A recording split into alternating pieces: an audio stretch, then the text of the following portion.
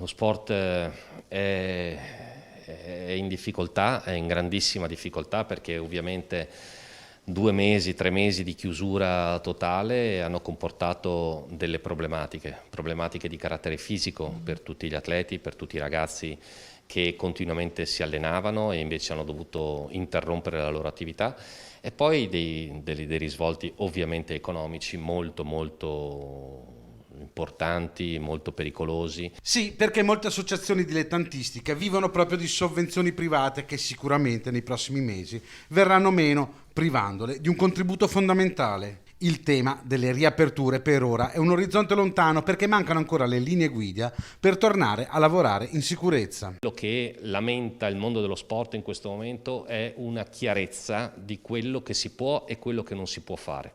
Attendiamo con grandissima fiducia il nuovo decreto in cui teoricamente consentirà alla Regione Veneto di prendere delle decisioni circa l'apertura delle palestre per lunedì prossimo. Padova però vuole resistere e ha già stilato un calendario di manifestazioni sportive per fine agosto e settembre. Padova si è organizzata che dal 30 di agosto l'attività dovrebbe riprendere. Noi siamo pronti, ci siamo organizzati, dovremo sapere che prescrizioni anche noi dovremo cercare di seguire, e se ci sarà data la possibilità, nell'estrema sicurezza di tutti gli atleti, di tutti i partecipanti, a quel punto faremo tutte le attività.